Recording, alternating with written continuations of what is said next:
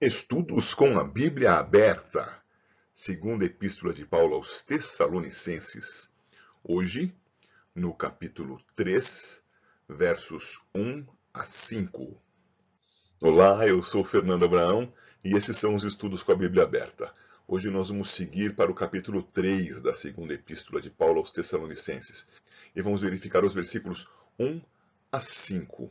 E nesse conteúdo nós vamos ver motivos para a oração, a respeito da perseverança na palavra, do progresso desta, da sua glorificação, a palavra de Deus. E vamos ver também que há como confiarmos uns nos outros em favor dessa perseverança e do socorro básico, necessário, fundamental, que somente Deus pode nos dar. Vamos estudar juntos isso tudo? Mantenha aí a sua Bíblia aberta.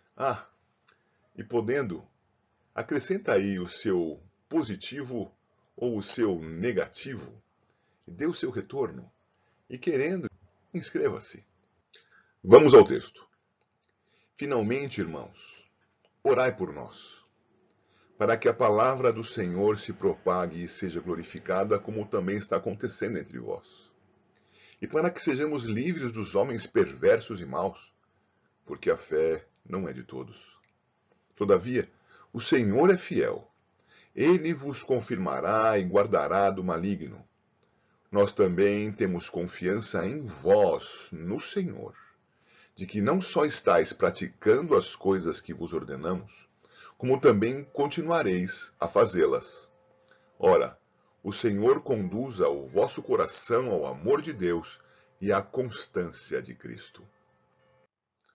Vamos começar pelo versículo 1. Dos dois motivos de oração que Paulo apresenta, o primeiro está no versículo 1. Ele começa dizendo então assim: Finalmente, irmãos, orai por nós. É uma solicitação em favor da oração. Mas orai por nós por que motivo? O primeiro motivo de oração é para que a palavra do Senhor se propague e seja glorificada. Nós precisamos verificar que há aqui, então, 3 sessões nessa oração. E nós vamos observar essas 3 sessões em seguida. Palavra do Senhor a ser propagada e a ser glorificada. E há um padrão para isso tudo. O padrão que os tessalonicenses teriam para observar seria como acontece entre vós.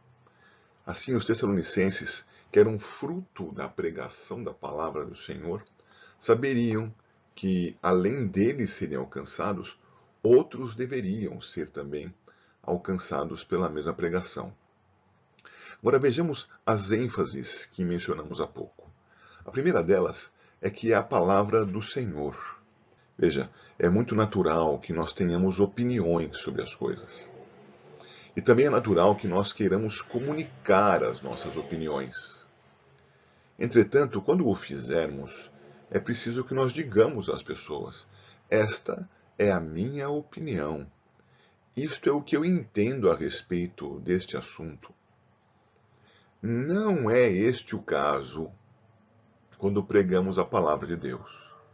A palavra de Deus tem que ser exposta conforme ela foi inspirada, como ela foi registrada pelo seu autor humano.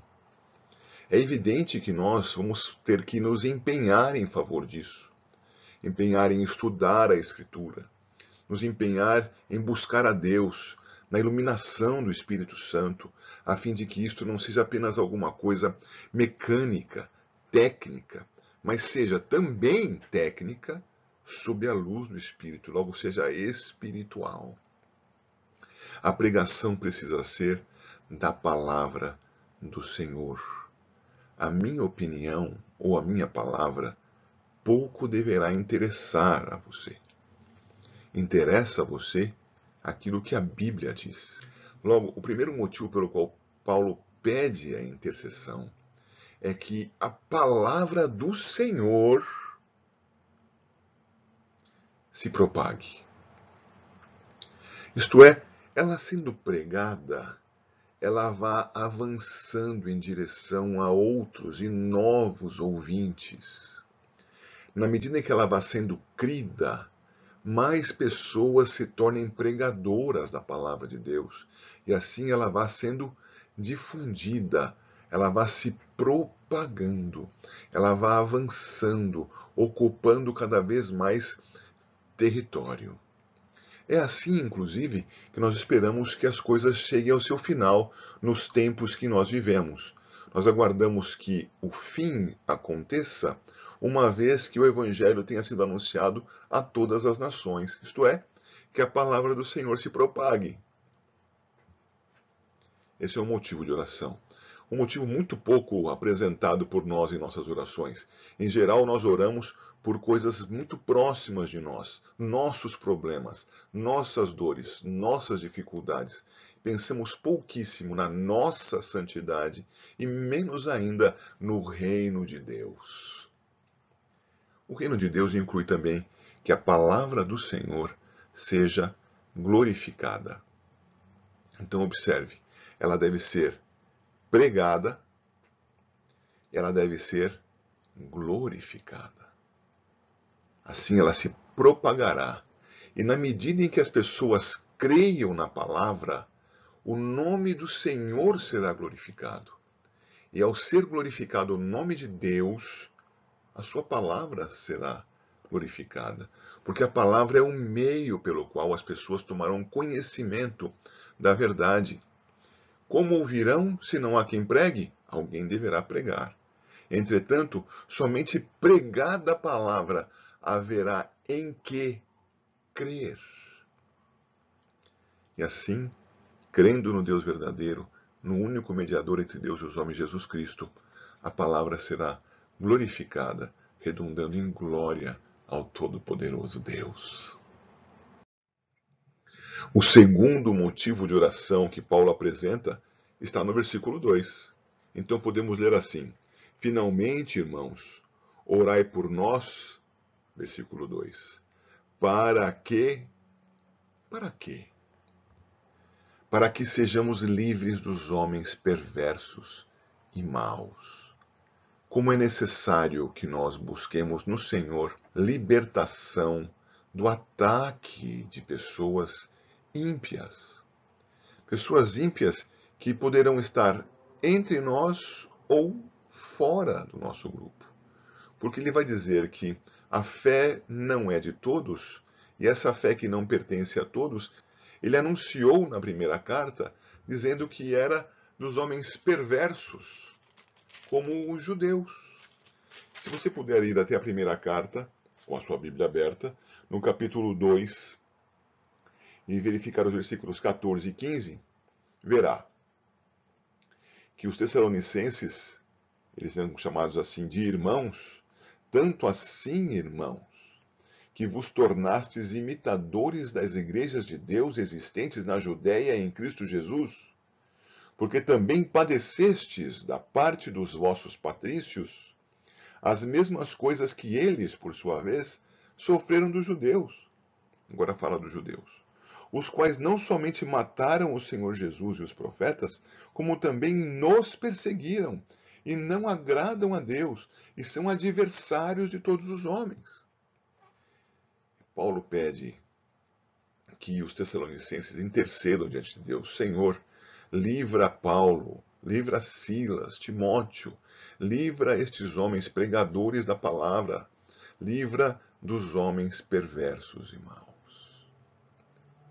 Dentre eles, os judeus, que faziam tanto mal, mataram o Senhor Jesus e os profetas, perseguiram a igreja, não agradam a Deus, são adversários de todos os homens. Mas nós podemos verificar também que Paulo se referia a um grupo interno à igreja. Falsos mestres na igreja. Se você puder voltar agora à segunda epístola de Paulo aos Tessalonicenses, no seu capítulo 2, você verá que ele inicia o capítulo 2 falando a respeito daquilo que ele já havia ensinado quanto à volta do Senhor Jesus Cristo. Irmãos, no que diz respeito à vinda do nosso Senhor Jesus Cristo e à nossa reunião com ele, nós vos exortamos aqui. Versículo 2. A que não vos demovais da vossa mente com facilidade, nem vos perturbeis, quer por espírito, quer por palavra, quer por epístola, como se procedesse de nós, supondo tenha chegado o dia do Senhor. Do que Paulo está falando? Está dizendo que no meio da igreja havia pessoas que estavam transmitindo um ensino que perturbava a igreja. Uma pregação certamente anunciada como feita no Espírito. Uma pregação anunciada por meio da boca, falando, ou por epístola, por escrita. E uma escrita que o contexto dessa segunda epístola nos sugere simulava um escrito de Paulo. Porque Paulo vai dizer que esta carta era dele e vai, ao final, apontar no versículo 17 do capítulo 3. A saudação é de próprio punho. Paulo, este é o sinal em cada epístola, assim é que eu assino. Isto é, havia pessoas imitando a escrita de Paulo para ensinar o que era errado aos Tessalonicenses. Pessoas provavelmente do meio da igreja, do meio do povo de Deus, misturadas, pervertendo a verdade. Então nós já vimos, é para pregar a palavra e para que essa progrida, para que essa seja glorificada, e também é para pedir que os pregadores da palavra sejam libertos dos homens perversos e maus. Fossem dentre os judeus, fora da igreja, fossem dentre os falsos mestres na igreja. Estejamos atentos, irmãos, e oremos por essa libertação. Agora, observe o versículo 3. Todavia, o Senhor é fiel. Paulo pede a intercessão daqueles irmãos em favor daquilo que acabamos de ver, mas ele tem segurança. Segurança de que o Senhor é fiel. O Senhor é confiável. Ainda que nós fraquejemos em nossas orações, Deus jamais fraquejará. Nunca abandonará a sua igreja, os seus ministros, em favor da propagação da sua palavra e da glorificação do seu nome. Assim nós vemos que ele é confiável e a sua fidelidade é manifesta confirmando os crentes. Olha o versículo 3 de novo. Todavia o Senhor é fiel, ele vos confirmará. Confirmar é estabelecer, é firmar o que nos crentes? A doutrina, o ensino correto, aquilo em que eles devem crer. Crer na verdade. Crer no ensino apostólico verdadeiro, o ensino de Paulo. O Senhor confirmará em vocês estas coisas. Se vocês são eleitos para a vida, se vocês são cristãos, então o Senhor vai conceder a vocês a benção da confirmação da fé na verdade, para que vocês não sejam enganados. E também diz aqui a palavra que ele guardará os crentes do maligno. Versículo 3, a sua última parte. Ele vos confirmará e guardará do maligno. E o maligno aqui tem extensões para a sua compreensão. A primeira extensão está lá no versículo 9 do capítulo 2, quando Paulo menciona o aparecimento do iníquo segundo a eficácia de Satanás. Satanás é alguém contra quem precisamos ser guardados pelo Senhor. Nós somos fortes no Senhor. Em nós mesmos somos fracos. Cada um de nós que imaginar ser forte contra o inimigo por si mesmo, cairá vencido. Nós precisamos de Cristo. Precisamos do Senhor. Mas, todavia, como diz o versículo 3 da nossa tradução, o Senhor é fiel. Ele nos guardará. Podemos confiar no Senhor. Vamos nos esconder no Senhor. Ele nos guardará de Satanás. Ele também nos guardará do engano. Porque se nós formos apresentados a uma doutrina falsa dos falsos mestres, ou fomos apresentados a uma situação perigosa, numa perseguição vinda no contexto das cartas dos judeus ou dos próprios tessalonicenses que perseguiam os crentes daquela cidade? Pois bem, se houver esse tipo de crise, vamos nos manter firmes na palavra, não vamos nos desviar do ensino da verdade, não vamos acomodar a verdade às nossas tendências, nossas inclinações. Vamos permanecer firmes no Senhor, na palavra do Senhor. E assim, preservados do inimigo e do seu ensinamento, seremos preservados da nossa própria destruição. Se somos cristãos, não seremos destruídos, como acontecerá, segundo a palavra diz no versículo 8, pelo poder do Senhor. Porque diz que o Senhor Jesus matará com o sopro da sua boca e destruirá este iníquo pela manifestação da sua vinda. É evidente que, estudando outros textos da palavra, vamos verificar que outros que acompanharam o iníquo também serão destruídos pelo Senhor. E já estudamos aqui o sentido da palavra destruição, que é o seu barramento, a interrupção do seu ministério e a aplicação de juízo sobre ele, o que nós aprendemos em Apocalipse, que é o seu destino eterno, perene, para não ter mais fim, no lago de fogo, na condenação, na presença do justo juiz, que é Deus. Nós vimos no versículo 13, então, que o Senhor é fiel, ele é plenamente confiável. Então Paulo dá mais um passo adiante. Confiando no Senhor, ele confia nos irmãos, nos crentes em Cristo Jesus. Então ele diz, versículo 4, nós também temos confiança em vós, no Senhor. Podemos confiar nos nossos irmãos na medida em que eles caminham na palavra do Senhor, na medida em que eles se submetem ao senhorio de Cristo Jesus. E assim, ensinados na palavra, eles vão praticar aquilo que aprenderam do Senhor em sua palavra comunicada pelo ministro. É por isso que Paulo vai dizer, então, temos confiança em vós, no Senhor, de que não só estáis praticando as coisas que vos temos ordenado, como também continuareis a fazê-las. Paulo confiava que eles praticavam a palavra, porque criam nela, e continuariam a praticar esta palavra, manifestando ainda a sua fé, sem desvios, sem perturbações relativas às ameaças que ele mencionou, no versículo 2 acima.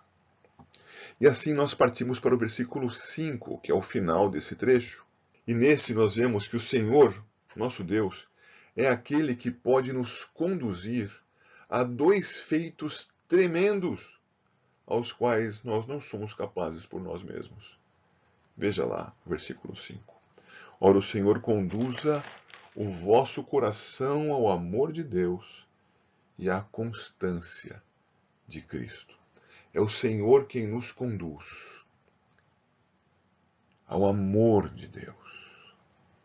Veja, o amor de Deus é o amor inicialmente a Ele mesmo. Deus é o centro da sua própria existência. O amor de Deus é o amor por si mesmo. E é por isso que nós somos exortados a amarmos a Deus de todo o nosso coração, de toda a nossa alma, de toda a nossa força e de todo o nosso entendimento. Esse é o amor de Deus. Mas o amor de Deus também é o amor sacrificial, o amor de entrega em favor daqueles a quem escolheu conceder a vida. Então, o amor de Deus inclui o amor a Ele mesmo e o amor ao nosso próximo. E é por isso que a palavra de Deus continua dizendo: e o segundo mandamento, semelhante a este, é: amai ao vosso próximo como a vós mesmos. Eis aí. É o Senhor mesmo quem nos conduz ao cumprimento deste amor, o amor de Deus. Mas há mais. Há uma segunda capacitação do nosso Senhor a nós.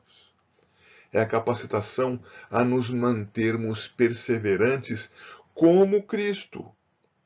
Então, lendo o versículo, temos: ora, o Senhor conduza o vosso coração à constância de Cristo.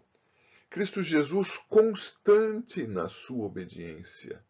constante na observação da palavra do Senhor, constante no seu ânimo de prosseguir até Jerusalém. Sim, ele padeceu ali à véspera por conta do tamanho do pecado que ele carregava sobre si, o pecado de todo o seu povo. Mas ele, ainda que enfraquecido, era constante na obediência ao Pai. Não a minha vontade, Pai, mas a tua. A constância do Senhor. Que o Senhor, então, nos conduza ao seu amor e à perseverança como a de Cristo. Deus assim abençoe a sua vida. Estudos com a Bíblia aberta. Terminamos mais uma parte dos nossos estudos, segunda de Paulo aos Tessalonicenses, capítulo 3, versos 1 a 5. Se você aprendeu algo ou teve algum proveito com isso, sinaliza aqui embaixo com o positivo. Se você achou que tem muitos problemas aqui, sinaliza com o negativo. Faz seu comentário. Me ajuda a fazer o melhor para a honra do Senhor, para pregar a palavra de Deus. Se Deus quiser, nós seguiremos adiante com o nosso próximo estudo. Até breve, se Ele assim quiser.